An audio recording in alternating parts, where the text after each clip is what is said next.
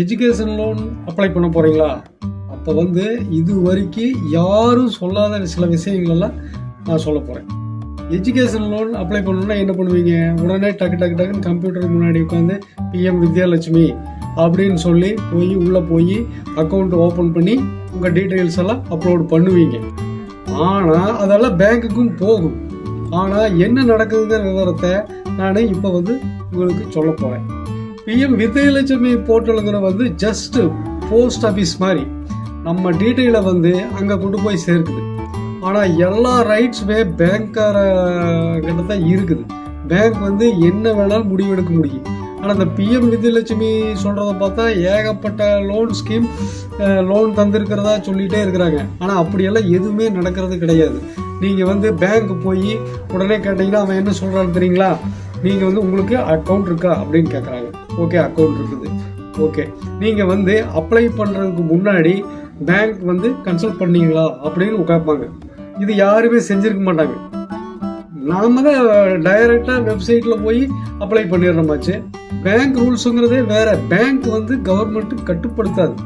அது வந்து ரிசர்வ் பேங்கோட கட்டுப்பாட்டில் இருக்குது பேங்க்கு. அது வந்து ரிசர்வ் பேங்க் என்ன ரூல்ஸ் சொல்லுதோ அதை மட்டும்தான் பேங்க் வந்து செயல்படுத்தும்.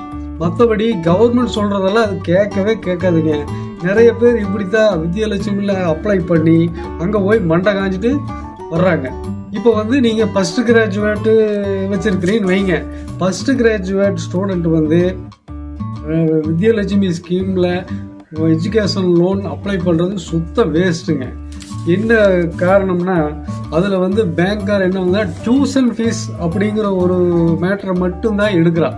டியூஷன் ஃபீஸ் மட்டும்தான் அதில் வந்து ஃபுல் எலிஜிபிலிட்டி. ஆனால் ஃபஸ்ட்டு கிராஜுவேட்டில் வந்து டியூஷன் ஃபீஸ் வராது. நீங்கள் வந்து காலேஜில் போனஃபைடு வாங்குவீங்க. போனஃபைடு வாங்கி தான் இந்த அப்ளிகேஷனில் அப்ளை பண்ணணும்.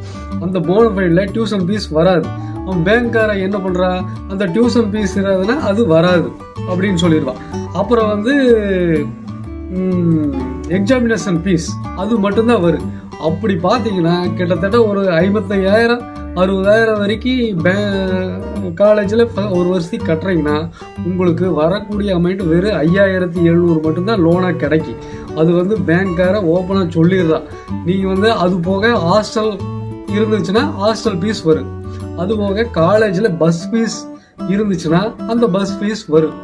மற்றபடி நீங்கள் ஃபஸ்ட்டு கிராஜுவேட்டாக இருந்ததுன்னா அப்ளை பண்ணுறது வேஸ்ட்டு. டியூஷன் ஃபீஸ் வராது. கண்டிப்பாக இது மாதிரி நீங்கள் பேங்க் போய் டைரெக்டாக கன்சல்ட் பண்ணிவிட்டு அப்புறமா அப்ளை பண்ணுங்கள். ஏன்னா நிறைய பேர் இப்படி தான், நான் பேங்க் போனப்போ நிறைய ஸ்டூடெண்ட்டுக்கு வந்து இப்படி தான் ஏமாந்து போகிறாங்க. பேங்க்காரங்க கேட்குற அக்கௌண்ட்டு எல்லாமே இருக்குது. பட் வந்து நீங்கள் கன்சல்ட் பண்ணிட்டு போனீங்களா அப்படின்னு சொல்லி கேட்குறாங்க. அது இல்லை. அந்த மாதிரி ஸ்கீமெல்லாம் இல்லை. பிஎம் வித்யாலட்சுமியும் சொல்கிறாங்க இவ்வளோ கொடுக்குறாங்க, இன்ட்ரெஸ்ட்லாம் கொடுக்குறாங்க, நல்லா சொல்கிறாங்க. ஆனால் இவ கட்டுறது வந்து இன்ட்ரெஸ்ட்டோடு தான் கட்டணும். அப்புறம் வந்து ரெண்டாவது அப்ளை பண்ணி தான் நாம் அந்த கட்டின இன்ட்ரெஸ்ட்டை நம்மளுக்கு வந்து திரும்ப வரும். அது மாதிரி சொல்லி போக நம்ம எந்த ஸ்டூடெண்ட்டுமே வாங்குறதே கிடையாது. அதனால் ஸ்டூடெண்ட் நீங்கள் வந்து அப்ளை பண்ணுறதுக்கு முன்னாடி பேங்க் போய் டைரெக்டாக காண்டாக்ட் பண்ணி இந்த மாதிரி என்னென்ன இருக்குது அப்படின்னு சொல்லி கேட்டுட்டு அப்ளை பண்ணுங்க. ஏன்னா வித்யாலட்சுமி போர்ட்டல் வந்து பேங்க்கை வந்து கட்டுப்படுத்தாது. பேங்க் வந்து ஆர்பிஐ ரூல்ஸ் படி தான் நடக்கும். தயவு செஞ்சு இதை புரிஞ்சுக்கணும். ஓகேங்களா?